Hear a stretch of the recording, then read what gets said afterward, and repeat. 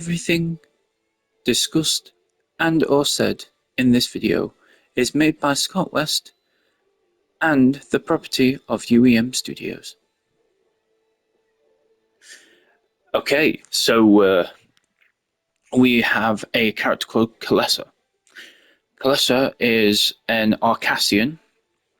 An Arcassian is a superhuman, a super kind of like alien that can live for billions of years.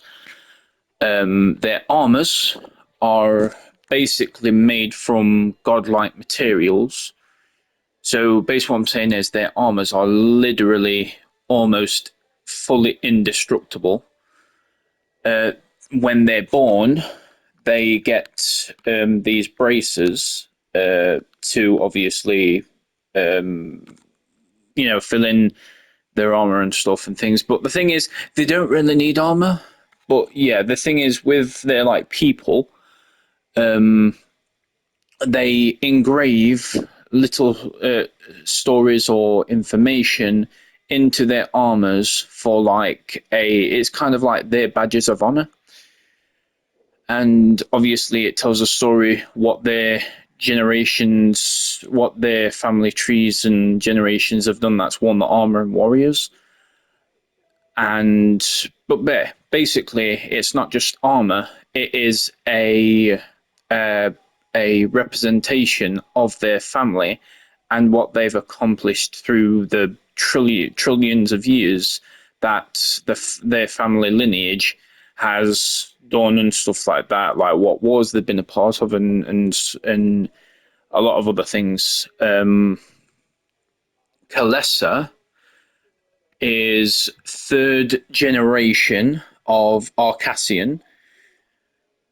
She basically lost her eye and she sustained burns on her face because she was going to be sacrificed to Innominus. Innominus is a god of war and fear, or a god of war and death. And Kalessa's hair is not just for decoration, it is actually a statement in her culture as well. On Arcas, Arcas, Jorka, or on Jorkas, the braids in her hair are actually represent her service to the supreme ruler, and obviously they represent how many years she has been in the service of the planet and has been alive. So being wonder that there is three braids there and three braids here, she has served over 6 billion years of service. But well, obviously with the Arcassian's life expectancy, it can go towards up to, well, almost, they can almost live forever. They're not immortal, but they do age very, very, very slowly. So probably in 6 billion years of service, she's in human years, she's only probably 35 to 40 midlife. But as she gets older, she gets stronger and she becomes more well, I'd say with their old age, they become a little bit more violent and a little bit more stronger as time goes.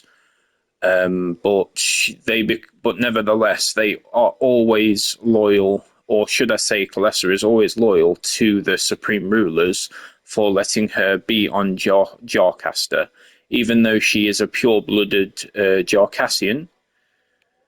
But yeah, she basically serves the supreme leaders, or the supreme leader, and yeah. And so basically, Kalesa was assigned to Earth to protect the planet from cataclysmic events. So, such as, let's say, if the human race was going to go extinct, she would prevent that. She would prevent that from happening. Her human name, or her when she integrates into human society, Cynthia.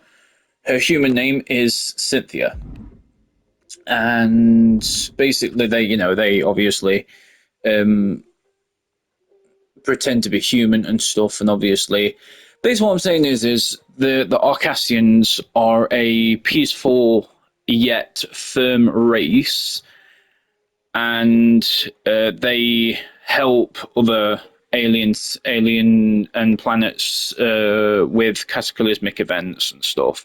So they're basically there just to prevent extinction from other species. Um, they was originally going were free for like freedom kind of like fighters. The gods created them for the sole purpose of being the universe's natural protection from gods. But yeah, these the Arcassians aren't gods themselves, but they are that close in power and raw power that they are very much the closest thing humans will see to gods. But yeah, Kalesa was young in on Arcas during the Purge, or should I say, before the Purge. There was an event called the Sacrifice or the Reckoning.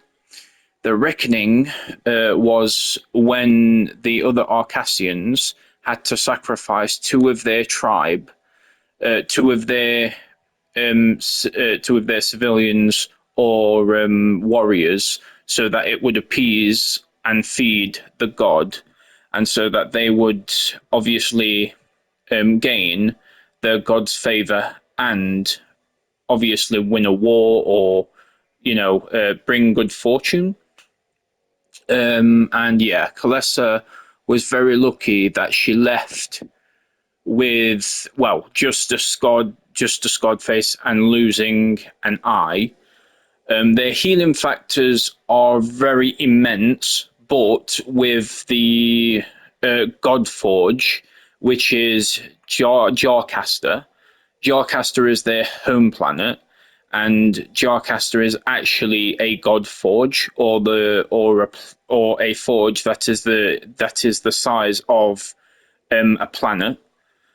And the gods used this eternal flame, or the god forge, to obviously make godlike weapons such as the sword of life, the sword of death, and many more. But yeah, these beings were made solely to protect other planets from extinction, and or go toe to toe with gods if they tried to disturb planets' natural resources and people and stuff. Kalesa, she is a dedicated veteran in fighting and hand-to-hand combat. When she became of age, she basically was one of the strongest in her splatoon. Her splatoon consists of three Arcassians, and they are called squads. The squads are primarily for guarding, you know, primal matters, and or protecting the Arcassian leaders, aka or the supreme rulers. She was anointed to be a general, and yeah, she's basically seen the second generation live and die. And her being third generation means that she is basically she's been raised up from the old world and new world of the Arcassian rule. But in the Great Purge, she started to kill and maim the others, so that she fought for the weak, and she went against her rulers' authorities, and obviously within doing so, she obviously fought back, and she got away with injuries and stuff like that. But yeah, this is Kalessa, and she is the one of the strongest female Arcassians in the Arcassian law. So yeah, I hope you like the character and stuff. And yeah.